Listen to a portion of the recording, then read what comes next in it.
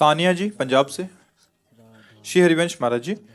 महाराज जी, आप कहते हैं कि भक्ति गुप्त रखनी चाहिए, पर जब हम संसार में सांसारिक लोगों की बातें सुनते हैं, उनके बीच में रहते हैं, खाते हैं पीते हैं, तो उनका प्रभाव कहीं ना कहीं हमारे ऊपर पड़ जाता है। महाराज जी, ऐसे में हम अपने आप को कैसे बचाएं? नहीं, उनका प्रभाव हमारे ऊपर क्या पड़ता है? यदि हम भगवान के भक्त हैं तो हमारी भक्ति गुप्त रहने का मतलब हम किसी को अपने यश की बात थोड़ी बताते हैं। अब हम नाम जप कर रहे हैं, दूसरा देख रहा है, देखने दो। नाम कीर्तन कर रहे हैं, दूसरा सुन रहा, सुनने दो। भगवत चर्चा कर रहे हैं, सुनने दो। हम जो साधना कर रहे हैं हम उसको अंदर का भाव हम अपनी बात प्रकाशित करेंगे लोगों में, तो हमारी भक्ति फिर अंतर्हित हो जाएगी।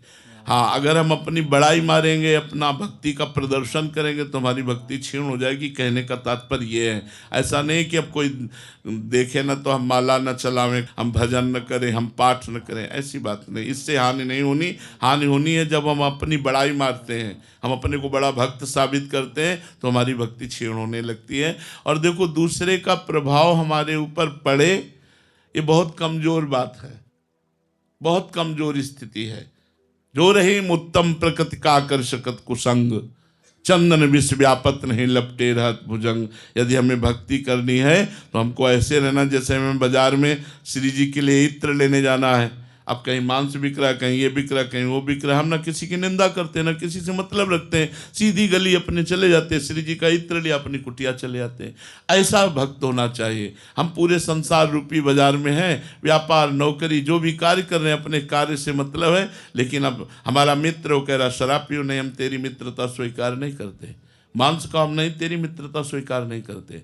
नहीं हम मित्र, फिर हमारी तुम्हारी दोस्ती कभी मत रही है, दोस्ती कभी मत कीजिए। हमारे दोस्त ठाकुर जी हैं, तुम्हारी दोस्ती से क्या होना है?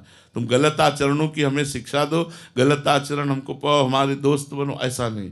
तो ऐसे कुसंग का प्रभाव अपने ऊपर नहीं आना चाहिए। यदि आएगा तो फिर आपकी भक्ति क्षीण हो जाएगी, भक्ति बलवती नहीं होगी। बलवान भक्ति बनाने के लिए कुसंग का त्याग अत्यंत अनिवार्य है। रणधीर कुमार जी पटना से। राधे राधे महाराज जी। महाराज जी, क्या नाम जप के द्वारा ब्रह्म ज्ञान की अनुभूति भी संभव है, तथा या अलग अलग मार्ग हैं दोनों? नहीं, अगर आप नाम जप से ब्रह्म ज्ञान जानना चाहते हैं तो जान जाएंगे। महर्षि वाल्मीकि जी को कौन सा ज्ञान नहीं? पढ़िए वाल्मीकि रामायण, कौन सा ज्ञान नहीं उसमें, सब कुछ विराजमान है। और क्या उन्होंने किया? रामा रामा रामा रामा रामा, उल्टा नाम जपत जग जाना। भगवान के नाम में बहुत बड़ा प्रभाव है। हाँ, अगर आप ज्ञान मार्ग में चलना चाहते हैं तो वेदांत का सांख्य मार्ग है, आप चल सकते हैं। आप अष्टांग योग में भी चल सकते हैं, आप कर्म योग में भी चल सकते हैं। अपनी अपनी रुचि के प्रभाव से हम इन मार्गों का चयन करें, इसीलिए भगवान ने बना दिया है। लेकिन घाट हम कितने भी चयन करें, नहाना यमुना जी है। चाहे कर्म योग से जाएं, चाहे अष्टांग योग से जाएं, चाहे सांख्य योग से जाएं या भक्ति योग से जाएं, हमें जो परमात्मा मिलेगा वो वही मिलेगा। वो एक ही परमात्मा, परमात्मा अलग अलग नहीं मिलेगा।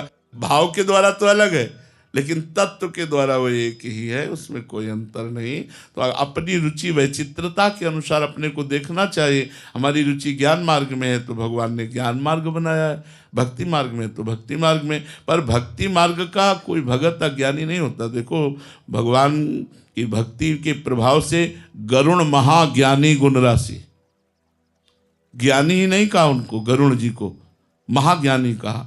विश्वामित्र जी भगवान राम से बहुत प्रेम करते हैं, तो विश्वामित्र महामुनि ज्ञानी, महामुनि ज्ञानी। हनुमान जी ज्ञानी नाम अग्रगण्यम बुद्धिमत्ताम वरिष्ठम। कौन ऐसा भक्त है, आप हमें नाम लेकर बताइए, जो अज्ञानी है, जिसको ज्ञान नहीं? संपूर्ण ज्ञान भगवान के भजन से प्राप्त हो जाता है। अगर हम पवित्र आहार करें, पवित्र जीवन व्यतीत करें और खूब नाम जप करें, तो अपने आप ज्ञान का स्फुरण होने लगता है। वो ज्ञान भगवान देते हैं, और जो ज्ञान भगवान देते हैं उसी से माया का नाश होता है। पढ़ लिखे के ज्ञान से माया का नाश नहीं होता, लोगों को प्रभावित किया जा सकता है। विवेक जी इंदौर से। राधे राधे महाराज जी। महाराज जी, क्या भगवान और आत्मा का संबंध प्रेम से बनता है या साधना से?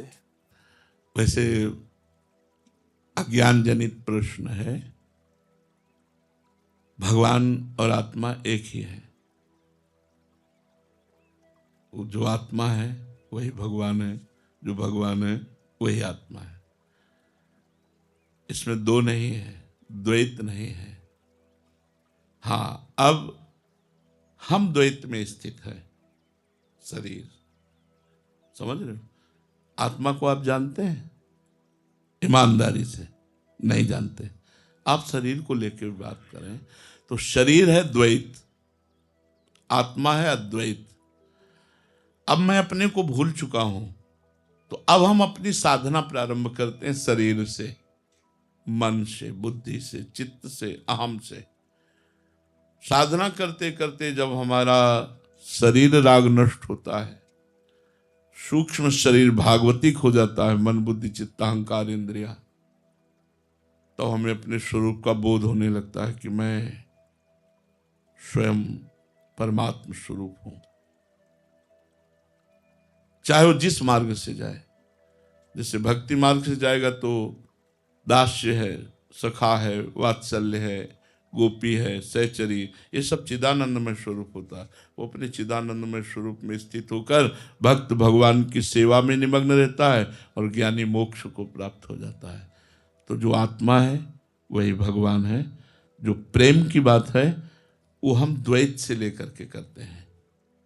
जब हमारा प्रेम हो जाता है तो हम अद्वैत में स्थित हो जाते हैं। प्रेम गली अति साकरी, तामे दो न समाए, उसमें एक ही रहता है।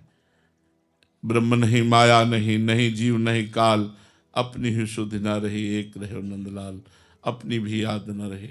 जो अपनापन देह भाव का था वो सब गलित हो गया, तो जो बचा वो केवल प्रभु ही प्रभु बचे, श्री कृष्ण ही श्री कृष्ण बचे, क्योंकि हमारी आत्मा श्री कृष्ण है। श्री कृष्ण ही हमारी आत्मा है, आत्मा ही श्री कृष्ण है और कोई दूसरा नहीं है। आप समझ पा रहे हैं हमारी बात? घनश्याम शरण जी, राधे राधे महाराज।